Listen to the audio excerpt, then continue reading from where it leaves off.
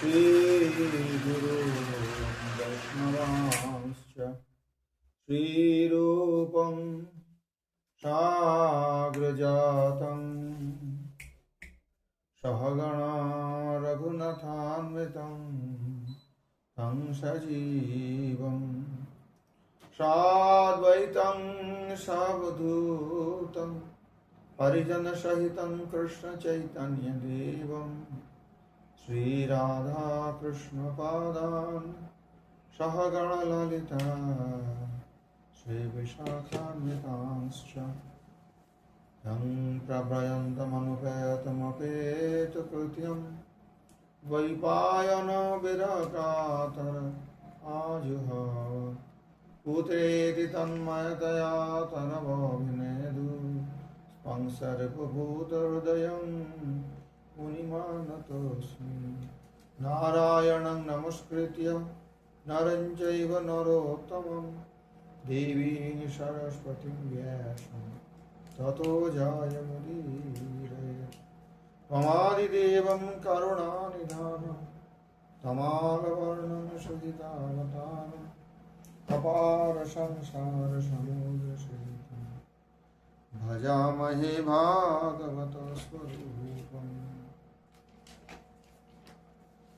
यस्याः सौन्दर्यादि गुणसम्पदा जन्माद्यश्च तन्मयादितरताश्चार्थेष्वभिज्ञस्वराट् तेने ब्रह्महृदायादिकवये मुह्यन्ति असूरयः तेजो वारिमृदं यथा विनिमयो यत्र सर्गो मृषा धाम्ना स्वेन सदा निरास्तकुहकं सत्यं परं धीमहि ततो धीमहि इति यच्छब्दलब्धेन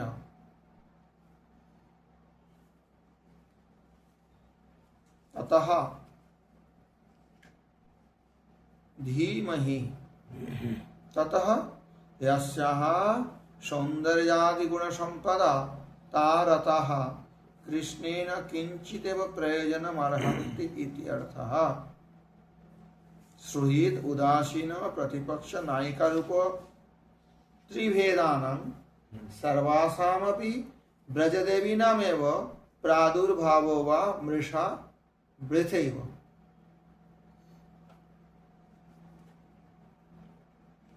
वृथा क्यों? ये जो सुहीन मित्र उदासीन, सुहृद प्रतिपक्ष उदासीन, तीन प्रकार की जो नायिका भेद है, इनका रहना नहीं रहना, रहना भी वृथा है राधा रानी रहने से। क्यों वृथा है? क्योंकि राधा रानी रहने से यस्याः सौंदर्यादि गुण संपदा तारताः, ये सारे गोपियां मिलकर उनके जो सौंदर्य आदि गुण संपद है राधा रानी छोड़ के, कृष्ण न किंचिदेव प्रयोजन अर्हन्ति।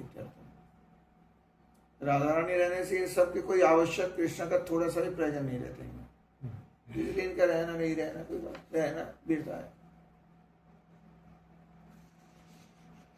ततः धीमहि इति यच्छब्दलब्धेन तच्छब्देन अन्वयः। सत्यं परं धीमहि जन्माद्यस्य यतन्मयात् यच्छब्दं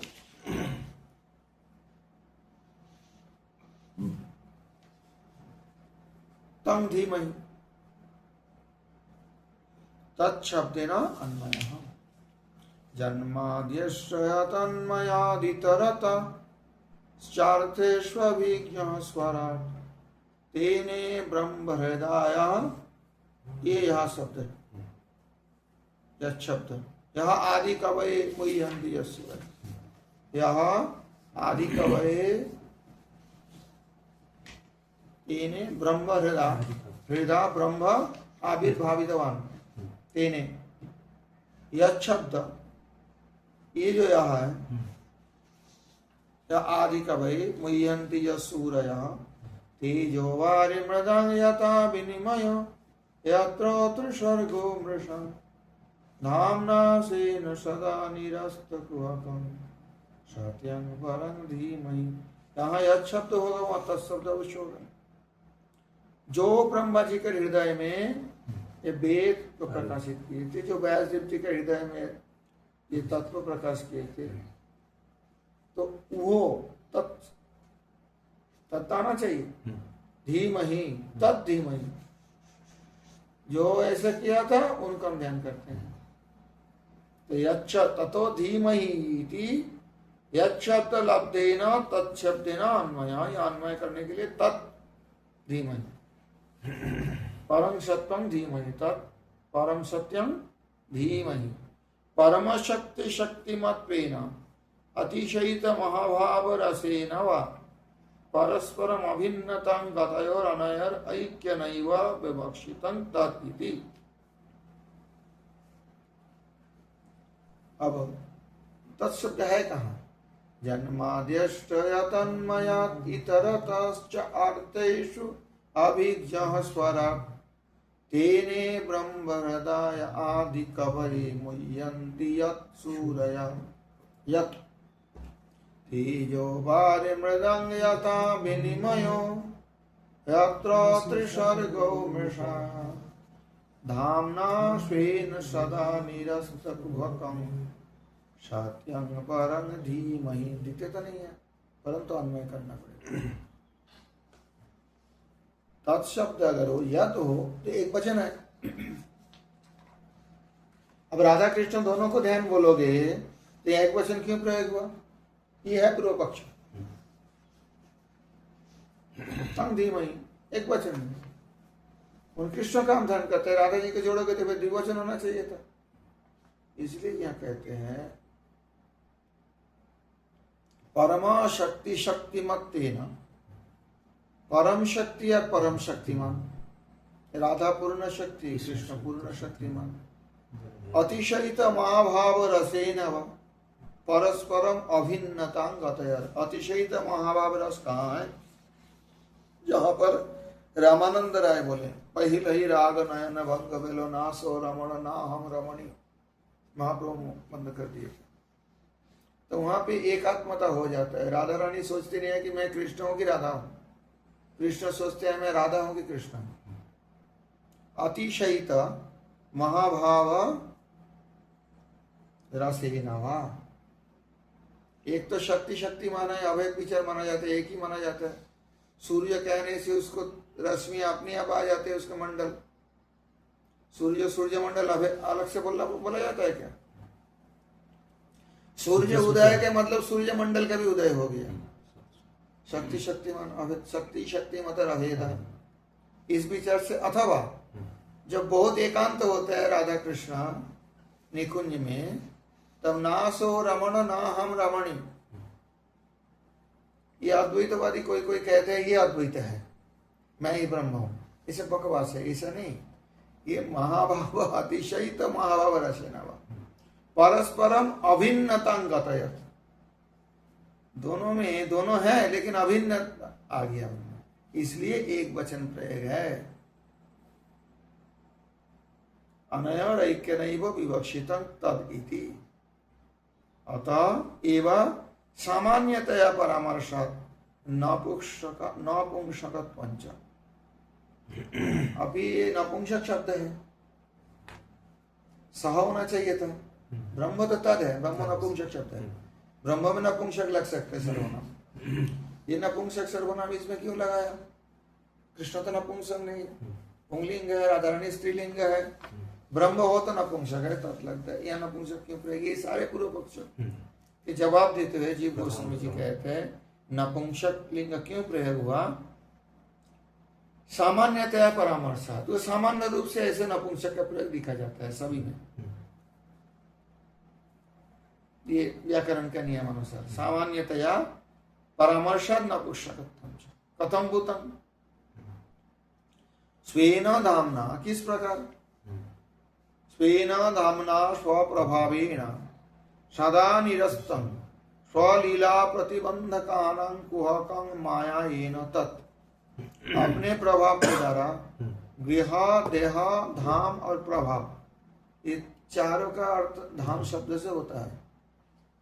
तीत और प्रभाव, सॉरी, ग्रह देहो तीत अमरकस के अनुसार धाम शब्द से शरीर हो सकता है, धाम शब्द से घर हो सकता है, निवास स्थान, धाम शब्द से कांति, शरीर का जो तेज कांति उसका भी कहा जा सकता है, और धाम शब्द से प्रभाव वो भी कहा जा सकता है। तो ये चारों में अगर प्रभाव शब्द का अर्थ लिया जाए, धाम का अर्थ प्रभाव लिया जाए, स्वेन धामना, अपने प्रभाव के द्वारा, सदा निरस्तम कुहकं, या कुहक कौन है? स्वलीला प्रतिबंधकानां कुहकं माया येन तत्, अपने लीला प्रतिबंधक जो माया है उसको हर समय निरस्त करते रहते। लीला प्रतिबंधक माया तो बहुत कुछ होता है ना, लीला का प्रतिबंधक करने वाले जो माया वो अपने प्रभाव से वह नहीं प्रभाव कर सकते। ब्रज में भगवान लीला में माया का प्रभाव नहीं हो सकता। भगवान जहाँ माया का कैसे नहीं? कृष्ण सूर्य सम माया है अंधकार, जहां कृष्ण तहां नहीं माया। तथा सत्यं तादृशत्वेन नित्य सिद्धम धाम्ना स्वेन सदा निरस्तकुहकं सत्यं परं धीमहि। इसी भाग का व्याख्यान कर रहे जीव गोस्वामी जी। कहते हैं सत्यं धीमहि, सत्यं परं धीमहि, परं सत्यं धीमहि। परं सत्यम कौन है? सत्यं तादृशत्वेन नित्य सिद्धम, अर्थात जैसे कोई ऐसा भी कहते हैं, पूर्व पक्ष उठाते हैं, अरे कृष्ण जब लीला करने आए थे नारायण उसी रूप धारण करके लीला किया थोड़ा दिन के लिए, फिर नारायण स्वरूप में वैकुंठ में चले गए। नित्य राधा कृष्ण रूप में कहाँ विहार कर रहे? जीव गोस्वामी जी कहते ऐसी बात नहीं है। तादृशत्वेन सत्यं नित्य सिद्धम, वो एवर एग्जिस्टिंग लीला है। भगवान की जो वृंदावन लीला है ये नहीं है कि लीला करके भगवान वैकुंठ में चले गए नारायण रूप धारण करके, बस फिर कभी आएंगे कभी कुछ लीला करेंगे, ऐसे नहीं है। ये लीला अभी भी चल रही है और ये भी नित्य सिद्ध लीला है। राधा कृष्ण का जो वृंदावन की जो लीला है, गोपियां सहित, ये सब नित्य सिद्ध लीला है, इसलिए ये सत्य है। अर्थात एग्जिस्टिंग, सत्य मतलब जो सृष्टि से पहले था, जो सृष्टि के बीच में है, जो सृष्टि संहार हो जाने के बाद भी रहेगा, वो सत्य है, नित्य सत्य। हम लोग एक आपेक्षिक सत्य में रहते हैं। जब तक ये शरीर है, इसका एक परिचय है, इसका कुछ क्रिया है, और फिर शरीर छूट जाएगा तो उससे पहले, शरीर धारण से पहले भी ये व्यक्ति नहीं था, इसी नाम से कोई नहीं था। ये जो नाम रूप क्रिया जो कुछ है, और शरीर धारण के शरीर नष्ट होने के बाद भी नहीं रहेगा, बीच में थोड़ा समय के लिए है, इसलिए नित्य सत्य नहीं है, आपेक्षिक सत्य माना जा सकता है तो सत्य, लेकिन चिरंतन नहीं है। ये जो शरीर है, जब तक शरीर है, जब से शरीर समाप्त होगा उतना दिन के ही है, आगे पीछे तो ऐसा नहीं है। आत्मा कहीं से आया और कहीं जाएगा। इसलिए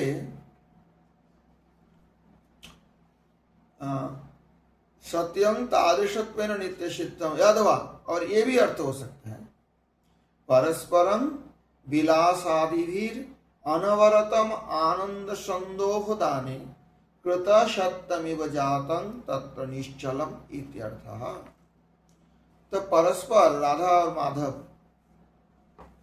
भगवान श्री श्री राधा कृष्ण परस्पर विलास आदि द्वारा अनवरतम, जिसमें कोई व्यवधान नहीं है, निरंतर अनवरतम आनंद संदोह दाने, आनंद रूप जो अमृत, आनंद रूप जो संदोह दान कर रहे हैं, उसके द्वारा कृत सत्यमिव जातं तत्र निश्चलम इत्यर्थ। तो उस प्रकार अनुदान के कारण जिसको सत्य जैसे बना दिया है, अर्थात निश्चल।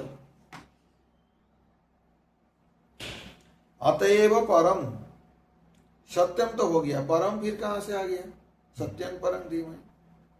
तो जब भगवान राधा कृष्ण उनके उसी विलासादि द्वारा अनवरतम आनंद संदोहदाने कृत सत्यमिव जातं तत्र निश्चलम, अर्थात जीव निश्चल हो जाते हैं। समझ में नहीं आई बात? अरे क्या बोले, अभी संसार में क्या करता है, कोई आनंद में रहते हैं, फिर वो आनंद खत्म हो जाता है, दूसरे आनंद ढूंढते हैं, उसी आनंद जब समाप्त हो जाता है तीसरी कोई आनंद ढूंढते हैं। लेकिन यहाँ जो है राधा कृष्ण लीला में निश्चल आनंद प्राप्त होता है, अनवरत आनंद संदेह प्रदान करे। संदेह मतलब बहुत परिमाण अनुभव। तो क्या होगा, और आनंद ढूंढेंगे हो तो निश्चल उसी में ही रहेंगे, राधा कृष्ण की लीला की ध्यान करेंगे निश्चल रूप से, और आनंद के लिए तो ढूंढेंगे नहीं। तो इसलिए भी सत्यम है, ये भी एक अर्थ होता है। परम क्यों, अन्यत्र अतएव परम अन्यत्र कुत्रापि अदृष्ट गुणलीलादि भी विश्व विस्मापकत्वात् सर्वतः उत्कृष्टम। अन्यत्र कुत्रापि अदृष्ट गुणलीलादि भी, और कहीं किसी भी लीला में, किसी भी धाम में जिस प्रकार गुण लीला नहीं दिखा गया, जो नहीं दिखा गया किसी भी धाम में, किसी भी अवतार में, किसी भी प्रकाश में, ऐसा विश्व विस्मापकत्व, जो चीज कभी नहीं देखा है वो देखे तो कोई भी आश्चर्य होंगे। इसलिए पूरे विश्व को विस्मापित करने वाले, आश्चर्य करने वाले, सर्वथा भी उत्कृष्टम कृष्णेर जतक खला सर्वोत्तम नरलीला नर बपु तहार स्वरूप। तो सर्वोत्तम है, सर्व उत्कृष्ट है, इसलिए परम बताया गया, सत्यं परम। क्या भगवान रामचंद्र की लीला नित्य नहीं है? क्या नहीं है? आनंद नहीं दे रहे? जो भगवान रामचंद्र की भक्त है, जो उनके लीला का स्मरण करते हैं, तो क्या उसका निश्चल नहीं होता है? होता है, परंतु परम का यहाँ प्रयोग है, जो चीज और किसी अवतार में नहीं है, सर्वतः भी उत्कृष्टम सत्यम परम। ऐसी राधा कृष्ण लीला को, भगवान के हर लीला ही तो नित्य है, नरसिंह भगवान की लीला भी नित्य है, प्रहलाद महाराज नित्य उनकी सेवा कर रहे हैं। तो ये सब जो लीला है, भगवान रामचंद्र की लीला है, वो भी नित्य लीला है। परंतु ये जो किसी स्वरूप में जिस प्रकार गुण लीला आदि नहीं दिखा गया, ऐसी गुण लीला आदि प्रकाश करके वृंदावन में राधा जी के साथ भगवान गोविंद विराजमान हैं, तब सारे संसार का विस्मय हो जाता है। इसलिए सर्वतः भी उत्कृष्टम है, देखो पुस्तक, इसलिए परम सत्यम। ठीक है, अत्र एकोपि धर्मो भिन्नवाचकतया वाक्य निर्दिष्ट इति उभय सादृश्य अवगमात् प्रतिवस्तु उपमानालंकारोयम्। इसमें एक उपमान अलंकार दिया गया। उपमान अलंकार क्या होता है? एकोपि धर्मो भिन्नवाचकतया वाक्य निर्दिष्ट इति उभय सादृश्य अवगमात्। गौ सदृश गवय, इसे कहते हैं उपमान प्रमाण। गैया नहीं है लेकिन गैया जैसा है। गवा एक होता है, नील गाय को कोई कहते हैं गवा, जो गैया जैसा दिखने लगता है लेकिन कुछ अंतर है, गई नहीं है, गया नहीं है। गौ सदृश गवया इति उपमान। तो यहाँ उपमान अलंकार क्यों है? कहते हैं एक ही धर्म भिन्न भिन्न वाचकतया वाक्य निर्दिष्ट। एकोपि धर्म, धर्म एक होने पर भी जब भिन्न वाचकतया वाक्य, वाक्य क्या करते हैं, उसको वाचक होता है, वाच्य होता है वही वस्तु, वो धर्म। तो निर्दिष्ट भिन्न वाचकतया वाक्य निर्दिष्ट इति उभय सादृश्य अवगमात्। गौ सदृश गवय, यद्यपि गौ गवय नहीं है, गाय नीलगाय नहीं है, उपमान अलंकार गौ सदृश, सादृश्य होने के कारण इसमें सादृश्य अवगमात् प्रतिवस्तु उपमान अलंकार है। उपमान अलंकार है। कौन सा उपमान अलंकार है आप स्पष्ट करता हूं। यंच मुहुरूपमिति माला प्रतिवस्तु उपसा तेन तैस्तैर्मृतो योग्यतया निबद्धत्वा समनामापि एतदलंकारेण च अहो परस्परं परस्मात् परमपि तन्मिथुनीभूतं किमपि तत्वं मिथो गुणगण माधुरीभिः समतामेव समवाप्तम् इति सकल जीव जीवातु जीवातु तम रस पीयूष धारा धारा धरत संपदा कस्मै वा निज चरण कमल विलासं न रोचयतीति स्वतः संभवी वस्तु व्यजते। अब इसको स्पष्ट कर रहे हैं उपमा अलंकार क्यों है। यंच मुहर उपमिति माला प्रति वस्तु उपमा। ये अलंकार कैसे होता है। मुहुर उपमिति, बार बार उपमा दे रहे, किसके सदृश है ये, किसके सदृश है। गवाय देख लिया मानो, आप बार बार वो ये कर रहे हैं, क्या गाय के सदृश है, प्रति वस्तु के साथ। किसी के सदृश तो है नहीं, ना संसार के किसी वस्तु के सदृश है, ना ही भगवान की और किसी लीला के सदृश है ये वृंदावन लीला। तो प्रतिक्षण प्रति वस्तु को होता है। गौ और गवाय तो दो वस्तु को उपमा दिया गया, गौ जैसे गवाय। अब ये कैसा है, जो राधा माधव जी की जो लीला है, जो वृंदावन में विहार कर रहे हैं, उनकी जो सौंदर्य है, जो गुण है, जो विशेषता है, ये सब क्या है, किसके सदृश है। समझ में नहीं आ रही बात। यंच मुहुर उपमिति माला, और एक के बाद एक उपमिति का मानो माला पहना जा रहा है। किसके सदृश है, क्या कमल जैसा है भगवान के नयन। तो कमल के उपमान भी ठीक नहीं मिला। फिर बोला तो क्या श्वेत कमल के पखड़ी जैसा है, वो भी ठीक नहीं लगा। तो प्रति वस्तु उपमा की माला, उपमिति माला पहनाया जा रहा है। ये होता है उपमा अलंकार। मतलब उपमा अलंकार प्रयोग हुआ है। फिर आगे जरा बोले गौ सदृश गवाय होता, वो तो गौ के साथ गवाय है। तो इसमें तो कितना भी प्रति वस्तु को उपमा दिया जा रहा है। क्या ये क्या नेत्र, क्या जैसे भगवान के जो स्वरूप है, काले स्वरूप, कहते क्या बादल है, क्या ये क्या कोई पर्वत है, क्या कि दूर से वृक्ष श्रेणी दिख रहा है, क्या तमाल वृक्ष है, क्या प्रति वस्तु उपमा। मुहुर उपमिति माला यंच, यह भी ये जो उपमान अलंकार है, जैसे गौ सदृश है तो एक उपमान है, लेकिन यंच ये भी मुहुर उपमिति माला, मुहुर उपमिति माला, बार बार उपमिति दिया जा रहा है। प्रति वस्तु उपमा, यहाँ जोड़ गए, प्रति वस्तु उपमा हो गया, देख नहीं रहा, संधि होगी। तेना उसके द्वारा मिथो योग्यतया निबद्धत्वात् समनामापि।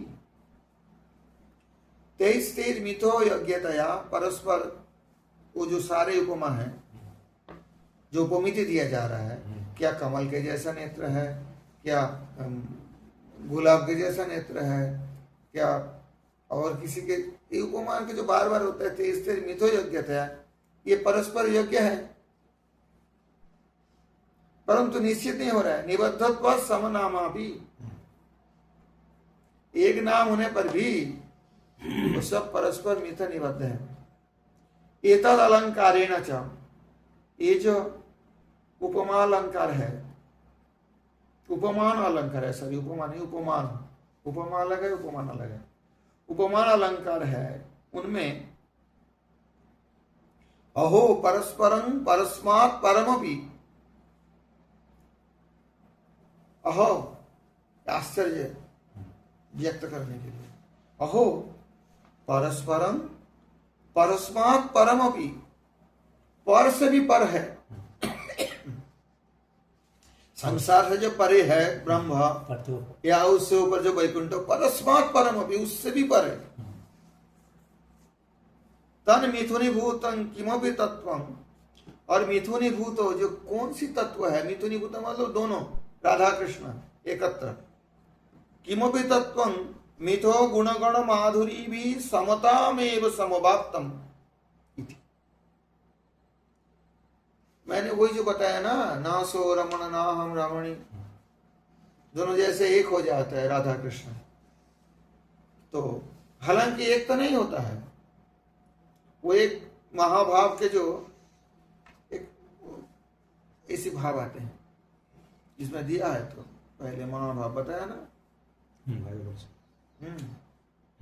अतिशयित महाभाव रसेन, अतिशयित महाभाव रस में ओ राधा रानी कभी कभी भ्रम में पड़ जाते, मैं कृष्ण हूँ क्या, कृष्ण भ्रम में पड़ जाते मैं राधा हूँ क्या, कौन राधा है कृष्ण है, ये भेद लोप हो जाता है। वही बात यहाँ कहते हैं, एतद अलंकारेण च, ये जो उपमान अलंकार है, ओहो परस्परं परस्मात् परमपि तन मिथुनीभूतं किमपि तत्वं मिथो गुणगण माधुरी भी समता में वो समवाप्तम इति, ये मानो आपने गुणगण माधुरी द्वारा समता प्राप्त कर लिया है, एक हो गया है, समता तो नहीं है इनमें। सकल जीव जीवातु, सकल जीव जीवातु तम, जीव के जीवातु क्या है, कोई यवन्यत कह प्राणियत यदेश आकाश आनंद न स्यात्।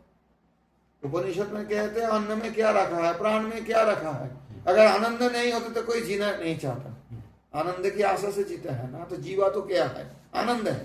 जीवा तो अब कोई बोलेंगे जीवा तो मेरा जीविका है, मेरा खेती किसानी करना मेरा जीविका है, सब ठीक है, लेकिन खेती किसानी में नहीं करते, सब मर जाते अगर आनंद की आशा नहीं रहता तो जीवा तो क्या है सारे जीवों का आनंद, और जीवा तो उत्तम, सबसे ज्यादा आनंद जहां मिल सकते हैं जीव को, बाकी का आनंद है, आनंद की आशा है जरूर, उसी से जीते रहते हैं सब।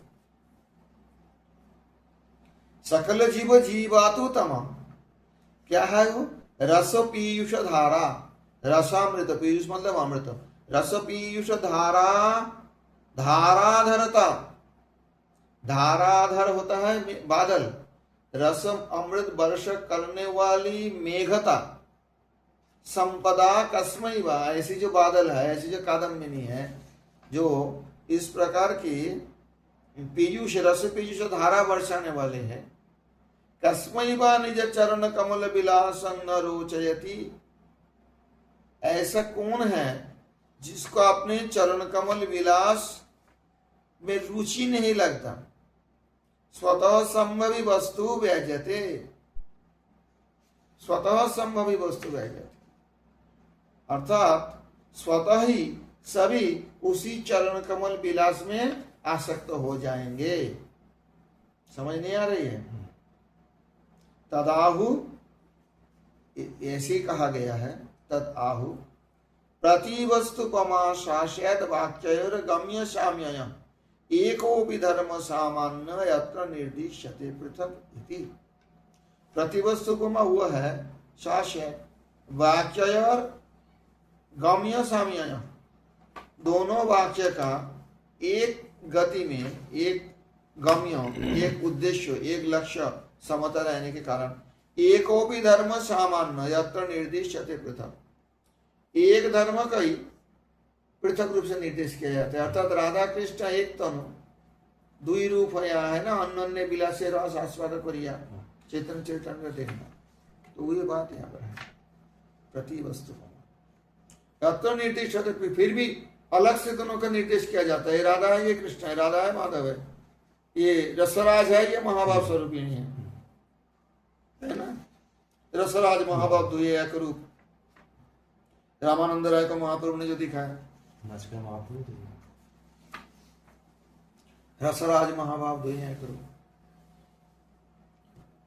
इसके मतलब नहीं दोनों एक हो गया, ये सबसे बड़ा भ्रम करते हैं कि महाप्रभु दोनों मिल के एक हो गए, राधा कृष्ण नहीं, महाप्रभु कृष्ण ही है, राधा रानी के भाव लिए हैं, रसराज है, महाभाव नहीं, महाभाव को स्वीकार किया है।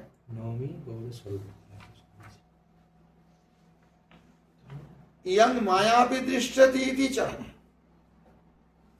कहते ये जो दिखा जाता है माया भी दिखते हैं,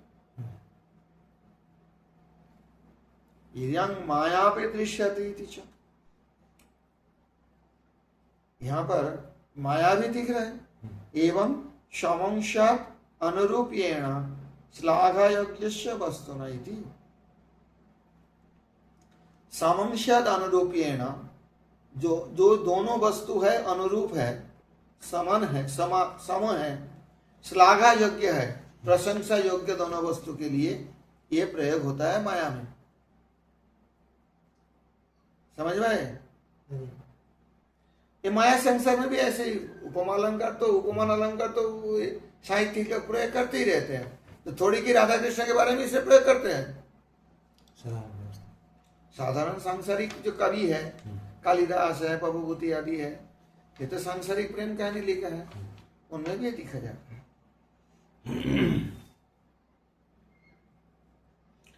समंस्याद अनुरूप्येन श्लाघायोग्यस्य वस्तुनः तथा वस्तु बालंकृतिर्वापि विधार्थः संभवी स्वतः कवे प्रौढक्ति सिद्ध वा तन्निबद्धस्य वा इति षट्।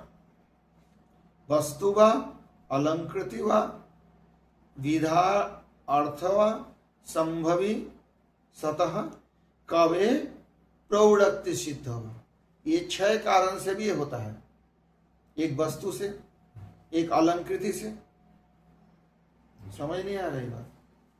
उपमान कहाँ दिया जाएगा? ये दोनों एक जैसा है, इन दोनों को अलंकार एक जैसा है, सजावट इसमें भी तो होता है।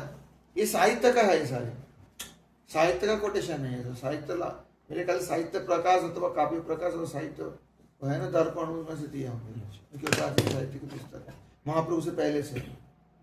को मारो हर श्लोक जो महाप्रभु बोले थे वो तो पहले साहित्य दर्पण में है। तो ये साहित्य के पुस्तक से दिए हैं। वस्तु वा अलंकृति वापी, वस्तु का भी ऐसे सादृश्य हो सकता है, अलंकृति का भी सादृश्य हो सकता है। विधार्थ संभवी स्वतः, विधि अर्थ में भी होता है ये। कवे है प्रौढ़ोक्ति सिद्ध होगा, कवि का भी ऐसा होता है, प्रौढ़ोक्ति से सिद्ध होता है। तन निबद्धस्य वा, अथवा दोनों एक साथ निबद्ध है, इसी से भी ये उपमा अलंकृति हो सकती है। समझ में आई बात? षड्भिस्तैर्व्यज्यमानस्तु वस्तु अलंकार रूपकः अर्थ शक्त्युद्भवो व्यंग जाति द्वादश भेदताम्। ये जो श्लोक है ये कोई साहित्य की पुस्तक से है। षड्भिस्तैर्व्यज्यमानस्तु, ये 6 जो है, वस्तु अलंकृति विधा और कवि प्रौढ़क्ति निबद्ध। समझ नहीं आई? वस्तु अलंकृति विधार्थ संभवी, विधार्थ संभवी, अर्थ संभवी विधि से कवे प्रौढ़क्ति सिद्ध होगा। ये कवि का विद्वत्ता के द्वारा अथवा प्रौढ़ उक्ति जो प्राचीनों की कहना है उसी से सिद्ध है। वह तन निबद्धस्य वा, अथवा उसके साथ युक्त है। ऐसी 6 जगह में षड्भिस्ते, ये 6 के द्वारा व्यज्यमानस्तु, जो प्रकाशित होने वाले वस्तु अलंकार रूपकः, ये अलंकार रूपक होता है। अर्थ शक्ति उद्भव व्यंग जाति द्वादश भेदता, और अर्थ शक्ति उद्भव के द्वारा, उसका एक अर्थ शक्ति होता है, एक शब्द का जो अर्थ है उसका एक शक्ति होता है। अर्थ शक्ति उद्भव व्यंग जाति द्वादश भेदता, और उससे जब अर्थ शक्ति उद्भव व्यंग के द्वारा वो 12 भेद में हो जाता है। ये 6 के द्वारा वैज्यमान वस्तु 12 प्रकार के होते हैं। अतः उसमें ज्यादा दिमाग मत लगाओ, ये साहित्य का है, उपमान अलंकार की बता रहे। अतः इसलिए सर्वतोपि, सबसे ज्यादा भी, सांद्रानंद चमत्कारक, सांद्रा मतलब गाढ़ आनंद। सांद्र कब कहा जाता है? मैंने दृष्टांत दिया, भूल गए? चीनी का रस जब बनाते हैं सारे भूल जाते हैं लोग, मुश्किल ये है, तब वो रस को ऐसे ऐसे करके उठा के दिखते हैं चम्मच से, होता कि नहीं? चाशनी, चाशनी कब ठीक ठीक बना है? जब टूटेगा नहीं, तार बनता है, ऐसी चम्मच से उठाएगा डालेगा, उससे जो मिठाई बनाने वाले चाशनी को जब गाढ़ा हो जाता है हलवाई, उसे कहते हैं सांद्र हुआ कि ये परीक्षा करते हैं। सांद्र कब होगा? जब टूटेगा नहीं, ऐसे डालेगा तार जैसे बनेगा, जब तक टूट रहे सांद्र नहीं हुआ। बुझे ही प्रेम नहीं करता। तो सांद्रानंद, सर्वतो भी सांद्रानंद चमत्कार है। अब जितना भगवत धाम है, जितना भगवत स्वरूप है, ये सबसे भी सांद्रानंद चमत्कारक श्री वृंदावने भी, और उससे भी सांद्रानंद चमत्कारक वृंदावन में भी, और लीला और धाम की से तो ज्यादा है ही, और वृंदावन में भी ये ज्यादा है। वृंदावन में भी तो कृष्ण बहुत तरह की विहार कर रहे हैं, शाखाओं के साथ गोचरण करते हैं, पिताजी के साथ बैठ के भोजन करते हैं, ये सब तो लीला है। इस वृंदावन में भी परमाद्भुत प्रकाश श्री राधया जुगलित श्री कृष्ण। यहाँ जो है वृंदावन में भी इस शाखाओं के साथ कृष्ण का नहीं बताया जा रहा है, बलदेव के साथ कृष्ण का यहाँ अद्भुत प्रकाश नहीं बोला जा रहा है, नंद यशोदा के साथ कृष्ण का अद्भुत प्रकाश नहीं बोला जा रहा है। क्या बोल रहे हैं? वृंदावन में भी कौन सा ध्येय है हमारा? बलदेव के साथ कृष्ण ध्येय है। ये जो धीमय उद्देश्य कर रहे हैं किसको? श्री राधया जुगलित श्री कृष्ण। आप समझ में आई बात? राधा जी के साथ जो कृष्ण का जुगल स्वरूप है वो यह धीमहि शब्द का अर्थ है। ऐसा हमारे जीव गोस्वामी जी का कहना है। कहते प्रमाण कहाँ? बोला ऋग्वेद में देख लो, परिशिष्ट में, राधया माधव देव माधवे नैव राधिका। राधा के द्वारा माधव के प्राप्त करोगे, माधव के द्वारा राधा के प्राप्त करोगे। तदेवं संदर्भ ऋग परिशिष्ट बोल के ऋग्वेद का एक परिशिष्ट अंश है, उसमें ये बात है। नहीं ऋग्वेद ही है वो भी वेद। बहुत जगह में है, कौन बोला नहीं है? बेकूफ की तरफ अभी उपनिषद पढ़ाएंगे, देखना साक्षात देवकी नंदन कृष्ण आया। अब अद्वैतवादी बोलते हैं वो दूसरा कृष्ण था, देवकी नंदन ये कृष्ण अवतार नहीं था। छंदोग्य है देवकी नंदन कृष्ण के ये बात बोले थे अमुक ऋषि ने। कृष्ण का नाम नहीं वेद में कौन बोला? बेकूफ की तरफ बात कहते हैं, बहुत सारे प्रमाण है। तदुक्तम ये कौन है फिर? धीमहि किसका ध्यान करें हम? राधया श्री राधया जुगलित श्री कृष्ण। तदुक्तम यही जन्मादश श्लोक का एक अर्थ है ये। तदुक्तम राधया माधव देव इत्यादि ना, अर्थात जो ऋग मंत्र का प्रमाण दिए हैं, ऋग्वेद की जो मंत्र है जीव गोस्वामी को उद्धृत करके, तदेवं संदर्भ चतुष्टयेन संबंध व्याख्यातः। जीव गोस्वामी जी कहते हैं चार संदर्भों में क्या व्याख्या किया गया? संबंध था। कौन चार संदर्भ? तत्व संदर्भ, भगवत संदर्भ, परमात्मा संदर्भ और कृष्ण संदर्भ। ये चारों संदर्भ में संबंध तत्व का व्याख्यान किया गया, व्याख्यात हो गया। तस्मिन्नपि संबंधे श्री राधा माधव रूपेण प्रादुर्भाव तस्य समन्वित परम प्रकर्षः। और उसी संबंध जो चारों संदर्भ में प्रकाशित किया गया, कृष्ण संदर्भ के अंत में जाके ये बात प्रकाशित की है कि राधा माधव रूपेण ही वो प्रादुर्भाव, वो जो संबंध तत्व है वो राधा माधव रूप में ही प्रादुर्भावित है। तस्य समन्वित परम प्रकर्ष, राधा जी के साथ जब कृष्ण का प्रकाश है परम प्रकाश प्रतिष्ठ है, परम उत्कृष्ट है। एतदर्थ में वो व्यतानीशमिमाः सर्वापि परिपाटिरिति पूर्णः संबंधः। इसी कारण से ही व्यतानीपमिमाः सर्वा, व्यतानी वो है श है, मूर्धन श है, हाँ श है। व्यतानीश इमाः सर्वे, व्यतानी अर्थात विस्तार किया ये सब। समझ नहीं आ रहा है? मैंने विस्तार किया ये सब। सर्वा अपि परिपाटी इति पूर्ण संबंध। ये सब जो ये तत्व है क्या? ये तदर्थ में अर्थात जो राधा माधव जी का प्रादुर्भाव सर्वोत्कृष्ट है, परम प्रकृष्ट है, इसलिए इतना विस्तार किया हूं मैं। अरे ये श्लोक का कहां से व्याख्यान शुरू हुआ? अरे कब तक चल रहे जन्मादस्य का? इतने क्या तात्पर्य क्या है? आप कह देते सीधा सीधे राधा माधव का ध्यान है, समझ नहीं आ रहा। लेकिन क्यों नहीं किया? एतदर्थम है वो। ये जो चारों संदर्भों में संबंध व्याख्यान किया है, उसी संबंध में भी राधा माधव रूप में ही उनका प्रादुर्भाव है। उनके साथ अर्थात राधा माधव रूप में जो संबंध कहने उसका ही परम प्रतिष्ठता है, ये व्याख्यान करने के लिए व्यतानी शमी महासर्वापि परिपाटी रीति पूर्ण संबंध, ये परिपाटी रूप में व्याख्यान करने के लिए और जो है उनके साथ तो संबंध ही करना पड़ेगा ना, जो वो क्यों प्रकृष्ट नहीं है, परम प्रकृष्ट क्यों नहीं है, इसलिए इतना बड़ा व्याख्यान किया। इसमें भी नहीं, चारों संदर्भ में व्याख्या किया गया, अंत में जाके ये राधा माधव का एतदर्थमेव व्यतानीशमिमा सर्वा अपि परिपाटीर इति पूर्ण संबंध।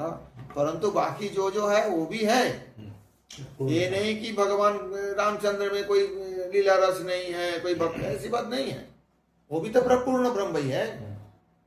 परंतु ये जो प्रकृष्टता वृंदावन की जो राधा माधव के युगल में जो दर्शन होता है, ये और कहीं नहीं दिखा गया, किसी अवतार किसी लीला में नहीं। इसलिए संबंध कहने का वहां पूर्ण संबंध वही है। बाकी कहने पूर्ण शक्तिमान कृष्ण है, पूर्ण शक्ति राधा जी है, बाकी जितना है पूर्ण ब्रह्म ही सब है, परंतु प्रकाश भेद है उनमें, थोड़ा प्रकाश है, ज्यादा प्रकाश है। জীবগোস্বামী যেটুকু লেখা পড়িয়েছে তা এখানে যেমন লক্ষ্মীর সাথে বৈকুণ্ঠের লক্ষ্মী থেকে গোপীদের বেশি দেখা যাচ্ছে, সব জায়গায় এখানে তো উনি পরকীয়ার কথাই তো বলছে। वो बात बाद में करेंगे, যেটুকু পড়েছেন তাই বলছি, তার মধ্যে থেকে এইটুকু उसी लेके बहुत बड़ा झगड़ा है उसके। तो जब उपनिषद पढ़ोगे गोपालता अपनी आदि ब्रह्म संगीता, वहां पे उसके समाधान है। अभी उस चक्कर में मत पड़ो, ठीक है, अभी इतना ही जान लो। गौर अब शिव गोस्वामी जी प्रार्थना कर रहे हैं, जन्माद्यष्टा तन्मयादितरतश्चार्थे स्वविज्ञस्वरा तेने ब्रह्मवरदाय आदि कवये मुह्यन्ति सूरया तेजो वारिमदन्यता विनिमयो यत्र त्रिसर्गो मृषा धाम्ना स्वेन सदा निरस्तकुहकं सत्यं परं धीमहि। इसके तात्पर्य जो इस श्लोक रचना किया जीव गोस्वामी जी ने, किसका ध्यान करें? गौर श्याम रुचज्वलाभिरलवे गौर श्याम रुचज्वलाभिरमलैर् अक्ष्णर्विलासोत्सवैर् नृत्यन्ति विरशेषमादनकला वैदग्ध्यदिग्धात्मभिः अन्यान्या प्रियता सुधा परिमल स्तोमन्मदाभिः सदा राधा माधव माधुरीभिरभिता चित्तं मम काम्यताम्। बढ़िया लग रहा है श्लोक, इसका तात्पर्य समझो। गौर श्याम रुचज्वलाभिरमलैर्, गौर और श्याम दोनों कांति के द्वारा जो उज्ज्वल अमल मतलब मल रहित सांसारिक कोई जो रुचि है, रुचि मतलब कांति, वो नहीं है। तो गौर श्याम रुचज्वलाभिर, उज्ज्वलाभिर गौर श्याम रुचज्वलाभिर अमलैर् अक्ष्णर विलासोत्सवैर्, और वो नेत्रों के विलास रूप उत्सव है। संसार में जो रूप दर्शन करते हैं उसमें भी नेत्र के उत्सव होता है, नेत्रोत्सव, परंतु वो नेत्रोत्सव अमल नहीं है, श्यामल है। ये माया दर्शन है। जो कुछ हम देखते हैं संसार में है क्या? माया ही तो है।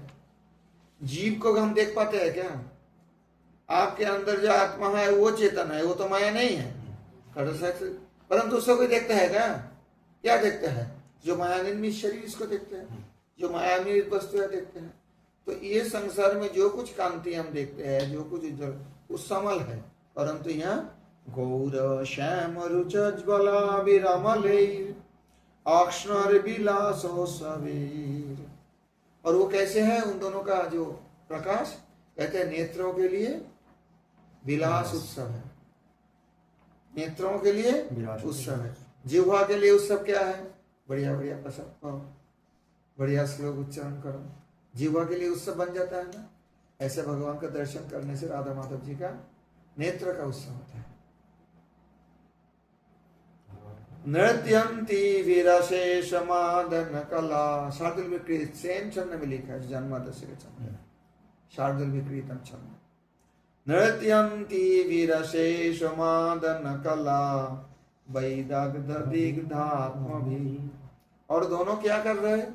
मैं किस रूप में? नृत्यंती भी, दोनों नच रहे हैं। राधा कृष्ण नृत्य कर रहे हैं। कहाँ? वृंदावन में राधा माधव। अशेष मादन कला वैदग्ध, और उनमें उसी नृत्य में नृत्यंती भी, और ये अर्थ ये भी है राधा माधव नृत्य है ये भी जरूरी नहीं है। ये जो उनको जो अशेष मादन कला, अशेष प्रकार की जो मादन कला है, वैदग्धी है, ये जो नृत्य कर रहे हैं।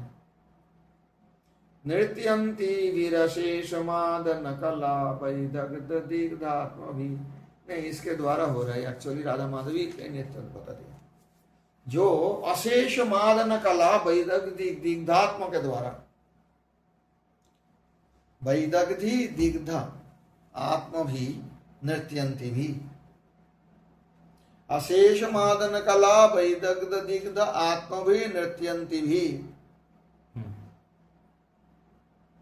वो जो नेत्र के विलास उत्सव है, अन्य अन्य प्रियता सुधा परिमल, और अन्य अन्य एक दूसरे के प्रति जो प्रियता है उसका चैतन्य चैतन्य में वर्णन है कि दोनों में कंपटीशन हो रहा है।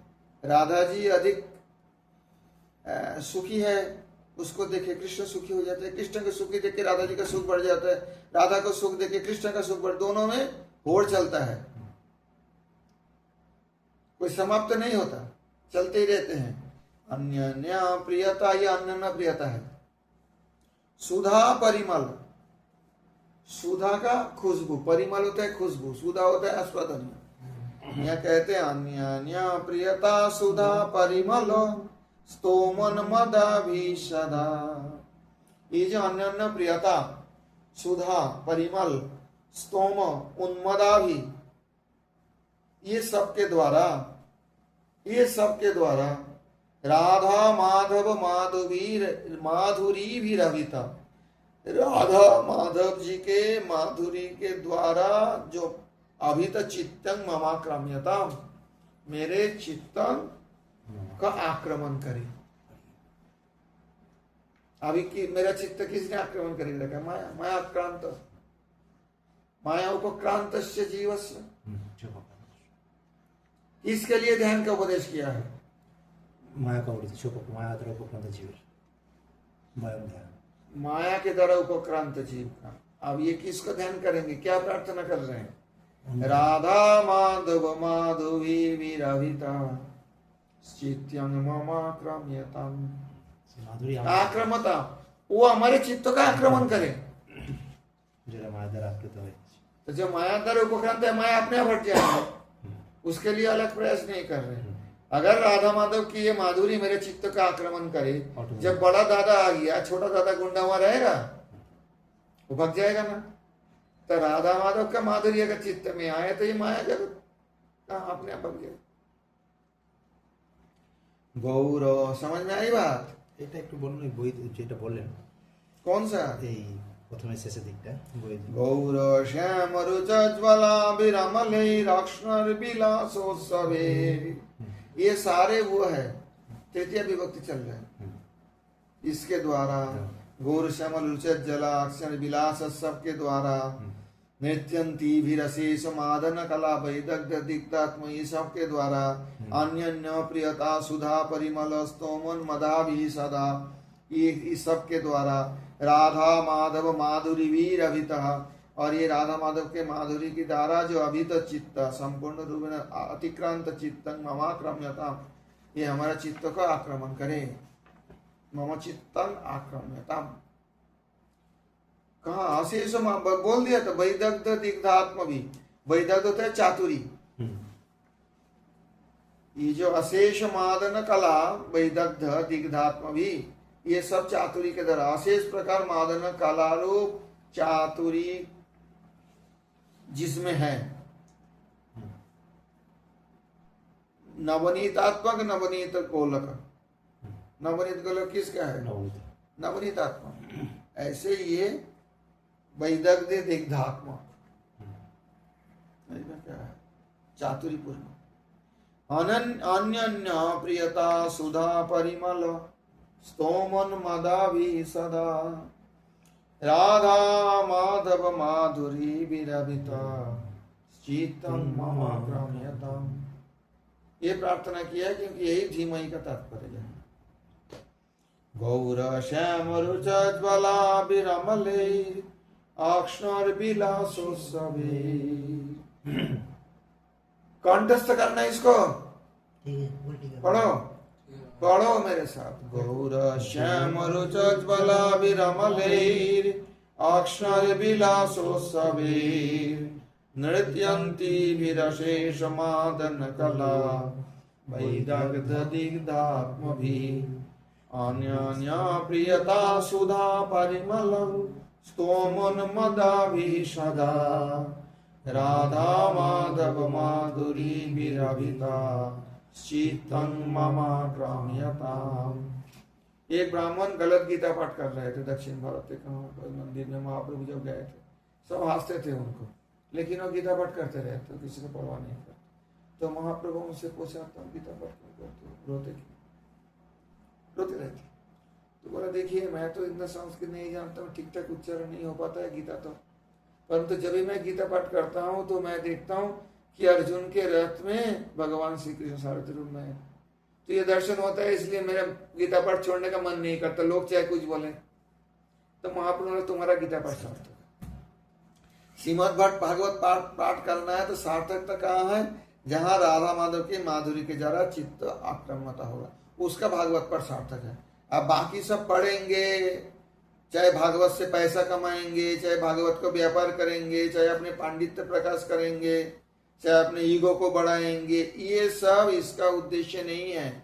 जैसे वो ब्राह्मण का गीता पाठ करते ही भगवान को साक्षात दर्शन होता था, ऐसी श्रीमद् भागवत के प्रारंभ में जीव गोस्वामी जी ये अपने जो क्रम संदर्भ भाष्य के अंत में प्रथम श्लोक का मूर्धन्य श्लोक का जन्मादश श्लोक का जो क्रम संदर्भ व्याख्यान है श्लोक की, उसके बीच में बता दिया कि भागवत पाठ किसके लिए सफल है।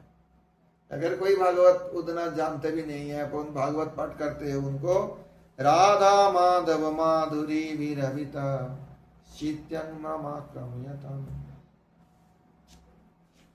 जिनका चित्त राधा माधव के माधुरी की द्वारा आक्रांत हो रहा है, तो उनका भागवत पाठ सार्थक है। महाप्रभु ने उसी गीता पाठी विप्र को बोला, तुम्हारा गीता पाठ सार्थक है।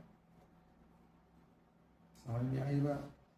अर्थ करना है, मैं नहीं कहता मूर्ख बने रहो, संस्कृत मत पढ़ो, व्याकरण मत जानो, लेकिन सार्थकता इसी में है।